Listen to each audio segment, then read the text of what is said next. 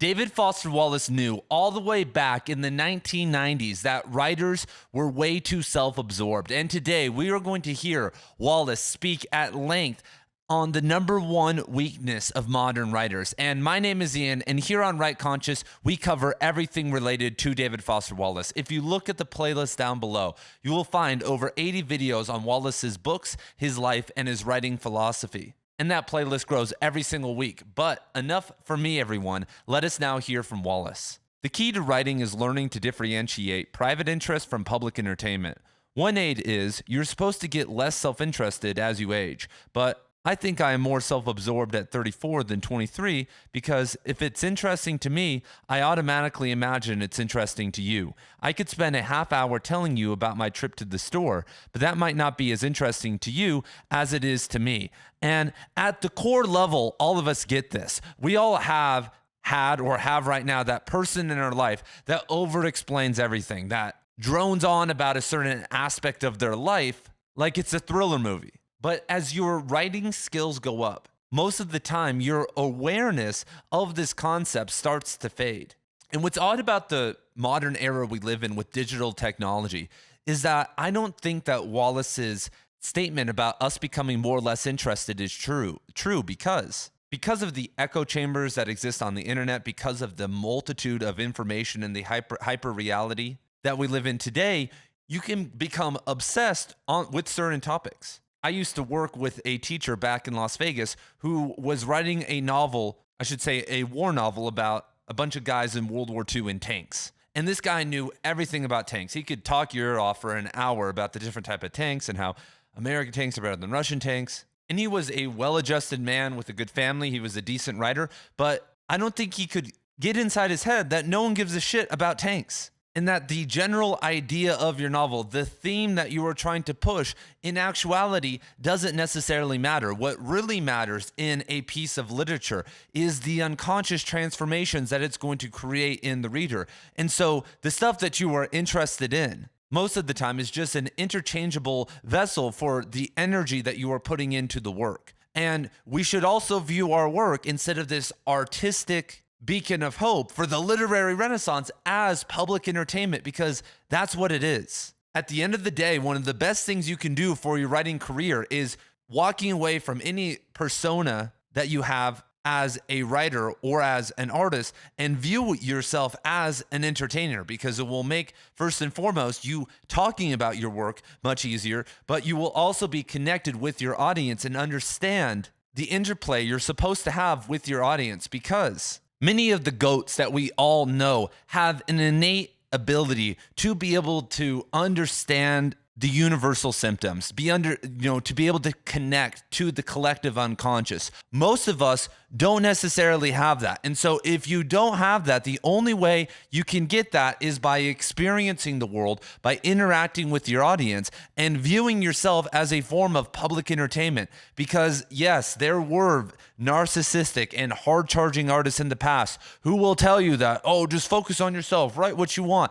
But somehow they write very human books. Somehow they connect and check every single box off on what they are supposed to do to write an entertaining novel. And so either they are just very talented and understand how to do that, or just train themselves through reading to do that, or they are consciously doing it and just lying to you to appear more cool. And so the number one way to become less self-interested is, once again, the thesis, the motto of the literary renaissance. You need to start connecting to transcendent experiences, whether that is God, nature, the highest form of your inner self, whatever. And then through that process, which may take years, you're going to start to understand yourself deeper and understand the axioms that when one suffers, when we all suffer. You're going to understand and start to get outside of yourself and be able to see yourself through the eyes of others. And through that, you'll end up in this Whitmanian consciousness where you'll be able to function as an author in 2024, where it's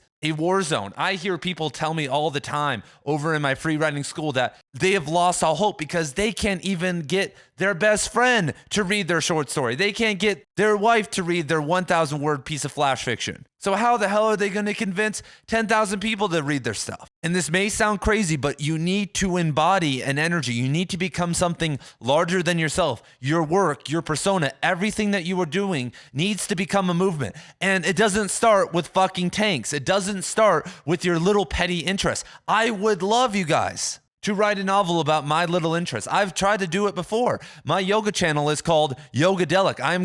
I've attempted to write a novel named Yogadelic. I did National Novel Writing Month maybe 5 years ago with my students and finished the first draft, and it just never got off the ground because, yeah, the story's cool to me, but none of you guys care about yoga. And sure, there is some characterization and plot points, but the transformative power isn't there, and maybe one day I'll figure it out. But for now, I have to throw it out. And if you guys want to join my free writing school, the link is down below. And I also have a ton of free and paid offerings that involve David Foster Wallace. If you want to know over 300 of David Foster Wallace's favorite books, I have a free guide down below. And that is the most comprehensive resource available online on the topic.